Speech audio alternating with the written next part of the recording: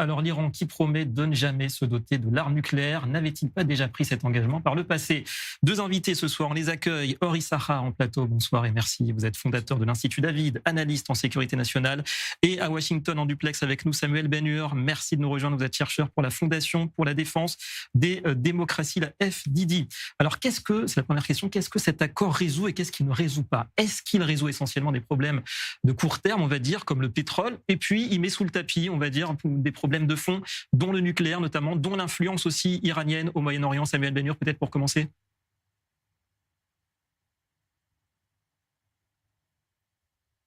Eh bien, tous les détails du deal n'ont pas été publiés pour l'instant. Il semble qu'il y a beaucoup de propagande iranienne disant que ils espèrent voir en réalité dans le deal et qu'il ne reflète pas la réalité. On ne peut pas le savoir certainement jusqu'à ce qu'il n'y ait pas de publication du texte complet qui serait fait vendredi. Donc, en tout cas, quelle que soit la situation, les États-Unis acceptant de donner à l'Iran des soutiens monétaires pour signer ce mémorandum. Et donc, les États-Unis, selon le Wall Street Journal, lèvent des sanctions qui permettent à l'Iran de revendre à nouveau des barils de pétrole. Et pour l'Iran qui perdait 500 millions de dollars par jour, c'est très important. Ça, c'est ce qu'on sait pour l'instant. Mais beaucoup des conditions dont on parle viennent de sources iraniennes qui ne sont pas fiables. Et si c'est vrai, elles sont conditionnées par un deal terminal final qui traitera de la question du nucléaire, en fin de compte. Effectivement. Alors, c'est vrai qu'on ne sait pas tout, Henri Issachar, mais quand même, Hormuz qui est censé rouvrir très rapidement. Est-ce que c'est ça la méthode Trump? C'est comme à Gaza, c'est-à-dire qu'on crie victoire, on résout des problèmes ponctuels, mais sur le long terme, quelque part, la situation va rester plus ou moins en état. Oui, apparemment, Trump préfère les atouts à court terme. Il a ouvert le détroit d'Ormuz et c'était le sujet problématique dans ce sens-là qui a bloqué effectivement l'économie mondiale, qui a haussé les prix du pétrole. Ce qui est intéressant avec cet accord, c'est que je pense que l'accord sera jugé à son exécution. C'est-à-dire, le diable se cache dans le détail, comme on le sait. Ça fait quasiment, c'est un protocole d'accord, quasiment une feuille et demie de texte, et on ne sait pas trop sur là-dessus. On sait que Trump a promis de divulguer le contenu avant vendredi. Oui, avant vendredi. Mais la question est-ce que ça fait référence à les conditions, les détails dans lesquels on va faire sortir les matières enrichies du territoire iranien? On va s'assurer que l'Iran ne va jamais se doter de l'arme nucléaire, que l'Iran va stopper de développer des missiles balistiques, des drones offensifs. Tout cela sera jugé. Et encore, la détermination de l'administration Trump d'enforcer le terme de l'accord. Je me rappelle du moment où Israël a divulgué l'archive nucléaire de l'Iran. Les superpuissances mondiales ont dit bien et belle, mais on va continuer avec le JCPOA, l'accord nucléaire de 2015. Alors ça sera très problématique. Le fait même que Trump dit on suit de l'air, de l'espace, les sites où la matière enrichie est enterrée, et on va savoir si l'Iran tente de faire quelque chose. Oui, mais est-ce qu'on va avoir la détermination de la forcer de faire quelque chose, ou bien l'horloge politique ne sera pas convenable? Tout sera jugé. Effectivement. Et puis ce qui intrigue Samuel Ben-Hur, c'est qu'Israël, on le sait maintenant, c'est officiel, n'a pas eu le droit de consulter le texte de cet accord. Pourquoi, d'après vous? En sachant quand même qu'il y a certains hauts responsables, certains anciens hauts responsables, comme par exemple le professeur Yaakov Nagel, qui dit que Trump a jeté Israël sous les roues du camion iranien. Est-ce que vous êtes d'accord avec ce diagnostic?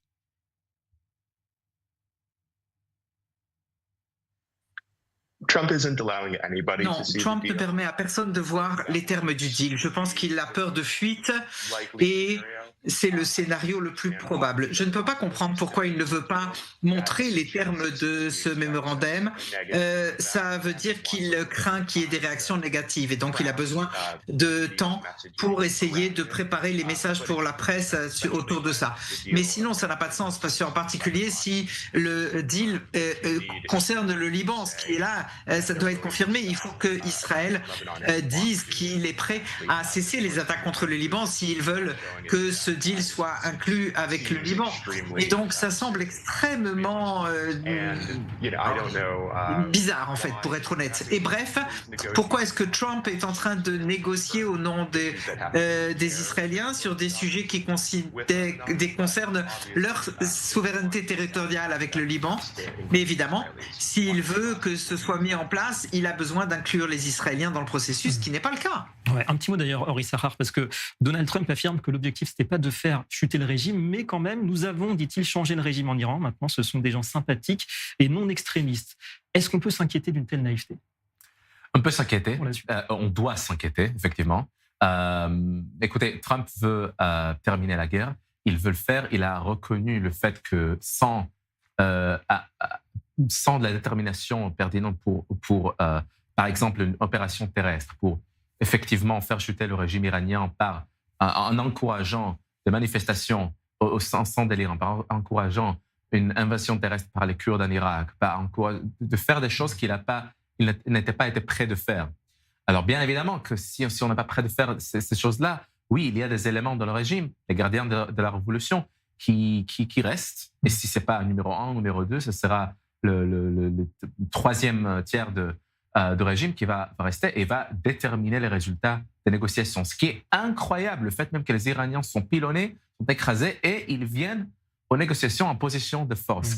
C'est absolument, on se heurte peut-être à la réalité dure du Moyen-Orient, ce qui est même un peu comme le Hamas, alors qu'ils sont absolument pilonnés, vaincus. Encore, ils viennent aux négociations en position de force. Alors Trump, à mon avis, a appris une leçon importante sur le Moyen-Orient. Ce n'est pas Venezuela. Il ne s'agit pas d'une opération vite fait. Et alors, on va s'attendre à l'exécution. En termes de nucléaire, si on va faire sortir les matières enrichies du territoire iranien, ça va aller. C'est-à-dire que... on va surveiller ça. Voilà.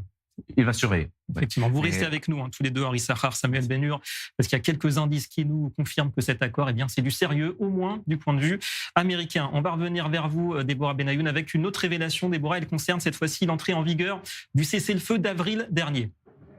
Effectivement, c'est une information qui a été confirmée par Reuters, sachant que Donald Trump lui-même s'en était vanté la semaine dernière. Alors on sait à quel point le pétrole est important pour les États-Unis et selon ces révélations, l'armée américaine aurait supervisé des dizaines de transferts secrets de pétrole de navire à navire. Une opération qui aurait été menée aux abords du détroit d'Ormuz. L'objectif, c'est de maintenir le flux des exportations énergétiques du Golfe. À noter, c'est que c'est une technique qui est utilisée depuis longtemps par l'Iran elle-même pour contourner les sanctions. 2 sites précis de transfert de pétrole ont été identifiés. L'un se trouve au large de la côte de Fujairah aux Émirats arabes unis et l'autre au large du port d'Oman. Alors, c'est une opération qui a commencé début mai et selon des images satellites, au moins 92 navires auraient participé à ces transferts. Plusieurs sources estiment que l'hélicoptère Apache qui avait été abattu par l'Iran le 9 juin dernier et qui a d'ailleurs déclenché des frappes américaines en riposte, il semblerait que cet avion et cet hélicoptère aient participé donc à cette mission. On termine enfin avec une dernière information qui concerne la flotte d'avions américains qui est toujours présente en Israël. On a appris que l'armée américaine prévoit donc le retrait d'une partie de ces avions ravitailleurs, en particulier ceux qui sont déployés à l'aéroport Ben Gourion. Environ 75 appareils américains qui sont actuellement stationnés à l'aéroport. Une vingtaine d'entre eux devraient donc être déplacés. À noter également, c'est que la présence de ces avions risquait d'avoir des conséquences importantes sur le trafic aérien de et vers Israël à l'approche des vacances d'été. Quand même, il est difficile de ne pas y voir quand même un lien avec la signature du mémorandum d'entente entre Israël et les États-Unis pour, je cite, mettre fin à la guerre. Voilà, et ça faisait longtemps qu'ils sont là, ces avions américains sur le tarmac de Ben Gourion. Merci beaucoup, Déborah Benayoun. On revient vers vous, Ori Sahar, Samuel Ben-Hur. Alors, réduction, ce qu'on vient de dire, réduction de la présence militaire américaine dans la région. Ça, vraiment, c'est l'indice. Vous pensez, vous aussi, que cet accord, c'est du sérieux, au moins du point de vue américain, Ori Sahar? Pour le niveau américain, ils veulent réduire la présence des forces américaines partout dans le monde. Peut-être pour se focaliser ou mettre le focus sur l'Est, la Chine, le Taïwan.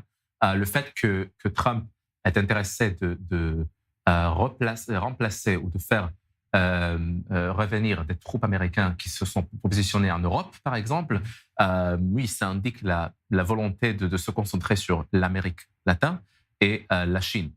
le fait même que c'est le Moyen-Orient qui continue de magnétiser exactement des administrations américaines nous indique que Trump n'est pas intéressé à suivre la même direction. Je dirais en passage qu'on se pose la question en quoi cet accord diffère-t-il de l'accord précédent.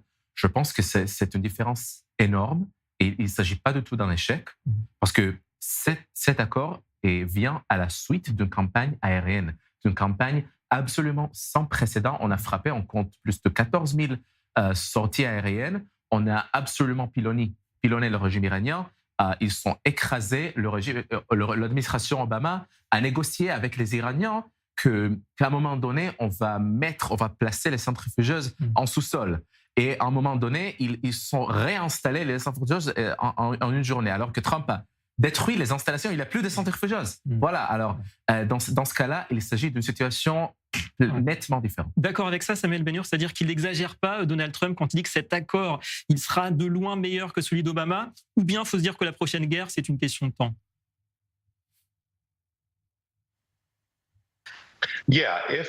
Oui, si les détails du deal ressemblent à ce qui a été dit et si Trump veut en faire un deal final avec l'Iran, et c'est ce que ce mémorandum est supposé aller vers, ça risque d'être pire que le JCPOA parce que l'Iran aura beaucoup plus de cash, au moins de 300 milliards de dollars et des fonds de reconstruction pour remettre en place leur site nucléaire et de missiles balistiques. Et c'est aussi une question de potentiel. Les USA, avant la signature de cet accord, étaient dans une position très forte contre l'Iran et la plus forte dans toute son histoire. Et leurs forces militaires et leurs marines ont été détruits et leur production de missiles et leur capacité nucléaire ont été réduites à pratiquement zéro.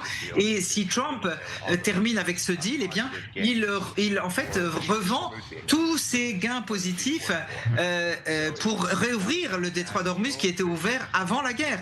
Donc, si on parle du JCPOA, eh bien, ça va être pire, à mon avis, que ce qui était auparavant, s'il n'y a même pas plus de concessions que ce qu'on pensait. Alors, vous n'êtes pas tout à fait d'accord, mais qu'est-ce qui pourrait faire tout dérailler d'après vous, Henri Sahar? Qu'est-ce qui pourrait être l'élément déclencheur qui fasse dire à Donald Trump, maintenant, c'était une mauvaise idée de conclure un accord avec les Iraniens? Alors, peut-être la rate de coopération de la part des Iraniens, c'est-à-dire que lui, il ne veut pas se faire souvenu comme un loser, exactement. C'est une administration, un accord qui était extrêmement ressemblant à celui qui a été conclu par Obama. Il va souligner la différence, il va atteindre à ce que les Iraniens font preuve de coopération, que les matières enrichies, on les fait sortir du territoire iranien, qu'on va réouvrir le détroit d'Ormuz, on va peut-être ralentir le développement de missiles balistiques et de drones offensifs en Iran. Tout cela sera un atout. Mais objectivement, sur le plan militaire, pour Israël, ce sera un atout phénoménal. Le fait même que les sites nucléaires sont détruits et si Trump réussit à faire sortir les matières enrichies du territoire iranien. Si Trump réussit à le faire, alors à court terme, Israël est sécurisé. Mais ce qui m'inquiète toujours, c'est la liaison entre le front iranien et le front libanais. C'est une connexion que l'Iran a voulu faire. C'est extrêmement problématique pour Israël et pour le Liban. Le fait même que Hezbollah ait permis de continuer d'agir du territoire libanais, c'est problématique pour Israël et pour le peuple libanais. Et j'espère bien qu'on va mettre les choses dans le bon ordre. C'est-à-dire, c'est l'Iran qui continue à financer et à armer des groupes militaristes et terroristes au Liban. C'est le Hezbollah. Il continue de tirer, de lancer des roquettes envers Israël. Et c'est ça le problème. Le fait même qu'il a pris l'État libanais comme un otage et non pas le fait qu'Israël se défend. Effectivement, on y reviendra dans quelques instants sur évidemment ce dossier brûlant du Liban. On vous remercie tous les deux. Merci beaucoup Samuel Benhur d'avoir été avec nous depuis Washington. Henri Sahar,